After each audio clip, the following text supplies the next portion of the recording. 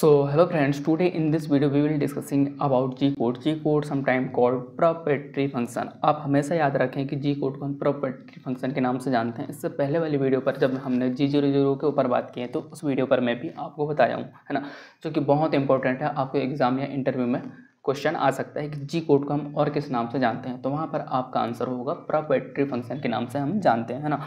तो आज की वीडियो पर हम बात करेंगे G01 के ऊपर। G01 लीनियर इंटरपोलेशन के लिए यूज़ होता है। जैसे कि नाम पता है, लीनियर इंटरपोलेशन मतलब टूल का एक सीधी रेखा में मूवमेंट, है ना। तो मैं आपको CNC सिमुलेटर के हेल्प से मैं आपको नंबर ऑपरेशन करके बताने वाला हूँ कि G01 से हम कौन कौन से ऑपरेशन कर सकते हैं, है ना। तो आज के वीडियो पर हम G01 कोड के ऊपर बात करने वाले हैं। G01, G02, G03 कोड, ये तीन कोड का कॉन्सेप्ट जो समझ गया वो प्रोग्रामर बन गया, ठीक है। तो ये तीनों कोड के ऊपर हम बात करने वाले हैं, ठीक है। लेकिन इस वीडियो पर केवल हम G01 के ऊपर बात करने वाले हैं कि G01 की हेल्प से हम कौन कौन से नंबर ऑफ ऑपरेशन कर सकते हैं मैनुअल प्रोग्रामिंग पर, है ना।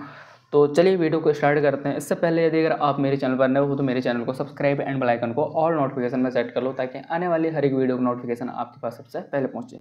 तो जैसे कि आपको पता होगा, एक हेडर, प्रोग्राम पर हेडर और फुटर वही रहता है, ठीक है। बाकी कोऑर्डिनेट चेंज हो जाते हैं, जो कि हमारे ड्राइंग के अकॉर्डिंग कोऑर्डिनेट चेंज हो जाते हैं। बाकी हेडर और फुटर आपको याद रखना बहुत ज़्यादा जरूरी है और सीक्वेंस में आना चाहिए, है ना।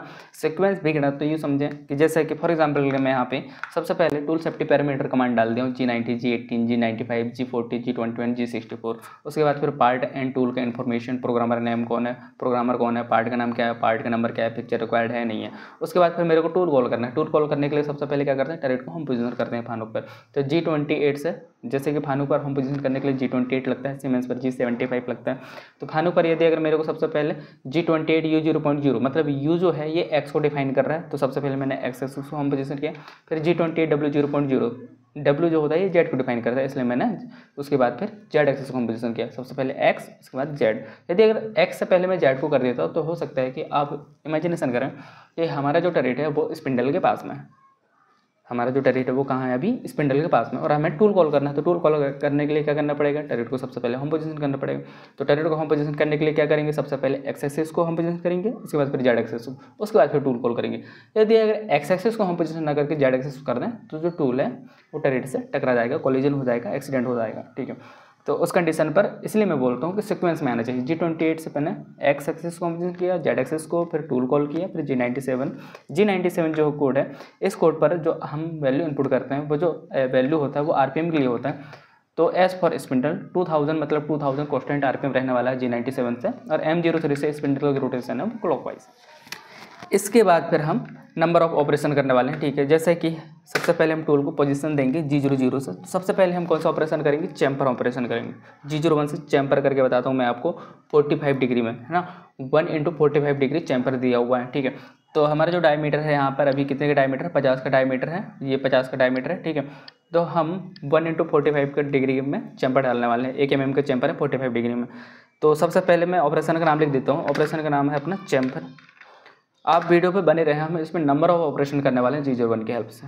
तो चैम्पर क्या करेंगे, सबसे पहले चैम्पर ऑपरेशन करने वाले हैं। चैम्पर कितने का दिया हुआ है, 1 × 45 डिग्री का, ठीक है। तो सबसे पहले मैं G00, जैसे कि G0 के ऊपर हम बात कर चुके हैं, रैपिड रेलवेज के लिए कोड यूज़ करते हैं। G00 से हम पोजिशनिंग देंगे, रैपिड में टूल का मूवमेंट होगा G00 Z 2.0, फेस से अभी 2 mm दूर है टूल हमारा। फिर उसके बाद G00, जैसे कि 1 mm का चैम्पर दिया हुआ है, तो एक और एक 2 mm हो जाएगा, और 50 का डायमीटर, तो 50 का डायमीटर से 2 mm जाएगा तो 48 के डायमीटर में आ जाएगा X 48.0, ठीक है। उसके बाद फिर G01, देखें G01 जो कोड है, इस कोड पर फीट की वैल्यू इनपुट करना बहुत ज़्यादा ज़रूरी होता है, ठीक है। ये देखिए हमारे प्रोग्राम पर सबसे फर्स्ट ब्लॉक यहाँ से स्टार्ट हो रहा है G01 या फिर G02 या फिर G03, तो यहाँ पर फीट की वैल्यू इनपुट कर दिए। तो इसके नीचे जितने भी कोड लगने वाले हैं G01, G02, G03, इन तीन कोड पर फीट की जो वैल्यू है वो ऑलरेडी एक्टिवेट रहेगा जब तक कि हम कुछ चेंजेस ना करें। तो G01 Z 0.0, सबसे पहले Z 0.0 फेस में फीड मोशन पर टच कराऊंगा टूल को, Z 0.0 फीड 0.2, ठीक है। G01 Z 0.0 feed 0.2। अब ऑलरेडी फीड जो है वो Z एक्सिस के लिए एक्टिवेट हो चुका है, X एक्सिस के लिए नहीं हुआ क्योंकि G01 पर X का वैल्यू हमने इनपुट नहीं किया। फॉर एग्जाम्पल मैं यहाँ पे कर देता हूँ, ऑलरेडी हम X 48 के डायमीटर में, तो X 48.0। अब X और Z दोनों एक्सिस के लिए फीड की वैल्यू इनपुट कर दिया, तो वो नीचे जितने भी ब्लॉक लगने वाले हैं अब ऑलरेडी फीड वही एक्टिवेट रहेगा, ठीक है।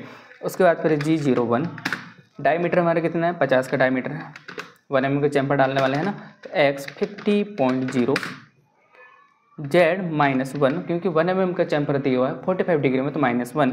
फीड की वैल्यू ऑलरेडी हमने उसके ऊपर वाले ब्लॉक पर इनपुट कर दिया, तो अब फीड की वैल्यू इनपुट करने की जरूरत नहीं है, ठीक है। हम यहाँ पर एक एक ऑपरेशन G01 की हेल्प से करने वाले हैं, ठीक है, G01 की हेल्प से करने वाले हैं। जैसे कि मैं अभी चैम्पर ऑपरेशन कर रहा हूँ, इसके लिए मैंने दूसरा टूल लिया, इसके बाद फिर और दूसरे टूल लेंगे और तीसरे टूल लेंगे, मतलब हमारे प्रोग्राम पर ऐसे हम एक एक टूल को सिलेक्ट करते जाएंगे, ठीक है। मतलब यहाँ पे नंबर ऑफ टूल चलने वाले हैं हर एक ऑपरेशन के लिए। मैं ये टूल का भी यूज़ कर सकता हूँ, लेकिन आप ये समझें कि नंबर ऑफ टूल भी हम कैसे कॉल कर रहे हैं। उसके बाद फिर मैंने यहाँ पे चैम्पर डाल दिया। अब G01 के हेल्प से थोड़ा सा मैं सेव पोजीशन में लूँगा टूल को, रैपिड में नहीं, अभी सेव पोजीशन में लेने वाला हूँ। रैपिड में लूँगा तो हो सकता है वहाँ पर कोई बार छूट जाए, इसलिए G01 की हेल्प से X 52.0 ये सेव पोजीशन पर लिया। उसके बाद फिर यहाँ पर G28 U 0.0 सबसे पहले X एक्सिस को हम पोजीशन किया, फिर G28 W 0.0 Z एक्सिस को हम पोजीशन किया। उसके बाद फिर M30 से प्रोग्राम एंड कर दिया। M30 से नहीं, M01 लगा देते हैं, हमें अभी M30 भी लगा सकते हैं हम, कोई दिक्कत वाली बात नहीं है ना। या नंबर ऑफ टूल कॉल करेंगे तो M01 का यूज़ कर लेंगे। M01 का भी M01 जो कोड है इसका भी यूज़ बताऊँगा मैं, ठीक है। तो ये मैंने किया साइकिल स्टार्ट, यह टूल Z2mm X 48 के डायमीटर में आया, ये चैम्पर लग चुका है, शायद आपको अच्छा सा नहीं दिखा हो। हम ऐसा करते हैं, यहाँ पर 2 mm का चैम्पर डालते हैं, 2 mm का 2 × 45 डिग्री का चैम्पर डालते हैं, तो शायद आपको और अच्छे तरीके से दिखाई दे। 2 × 45 डिग्री का, तो 2 mm एक साइड से है ना, तो 2 2 4 मतलब 50 के डायमीटर से 4 mm माइनस करेंगे तो कितना आ जाएगा 46, 46.0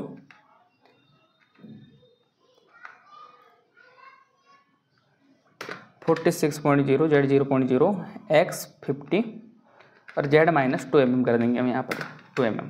अब आपको देखने वाला है, ये आया टूल, ये आया और ये आ गया चैम्पर। देखें आप, इजीली तरीके से हमने चैम्पर डाल दिया, ठीक है। अब इसके बाद फिर अब हमें दूसरा टूल कॉल करना है, तो सबसे पहले मैंने यहाँ पर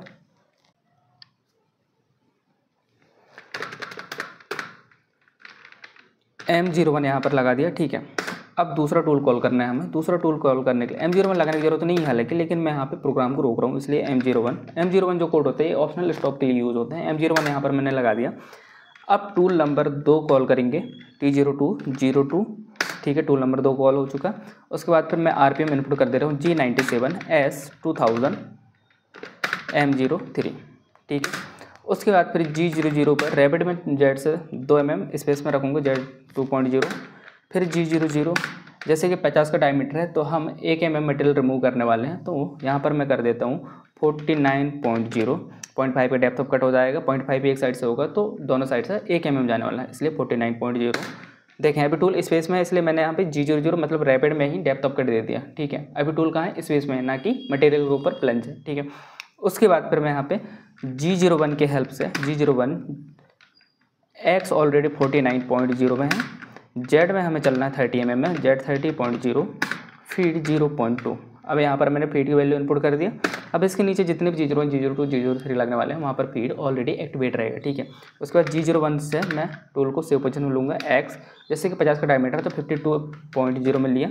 उसके बाद फिर रैपिड पर G28 से हम पोजीशन करूँगा टूल को सबसे पहले X एक्सिस में, तो U 0.0, उसके बाद W 0.0, G28 W 0.0।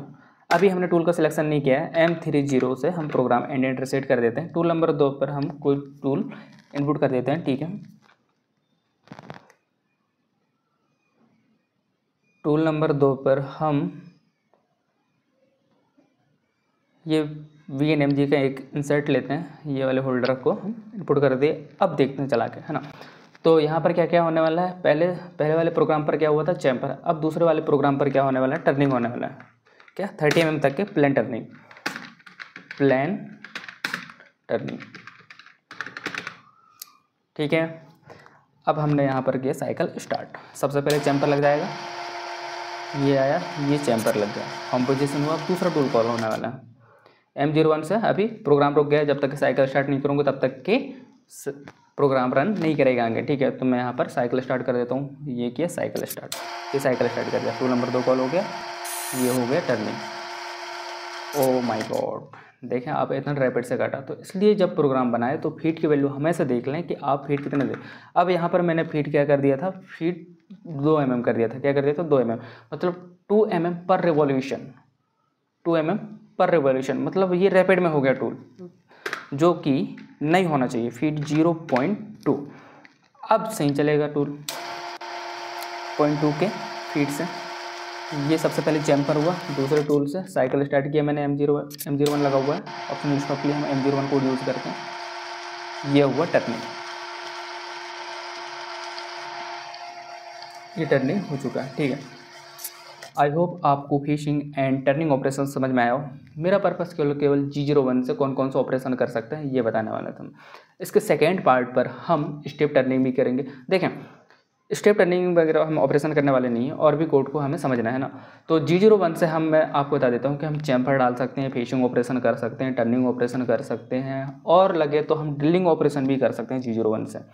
G01 एक ऐसा कोड है जो कि इस कोड के थ्रू टूल का जो मूवमेंट होता है एक सीधी रेखा मूवमेंट होता है। एक सीधी रेखा क्या हो सकता है, प्लेन टर्निंग हो सकता है, स्टेप टर्निंग हो सकता है, और ड्रिलिंग हो सकता है। ड्रिलिंग भी एक सीधी रेखा में मूवमेंट कर रहा है ना, इसलिए G01 हम वहाँ पर लगा सकते हैं। फिशिंग ऑपरेशन हो रहा है, वहाँ पर G01 लगा सकते हैं।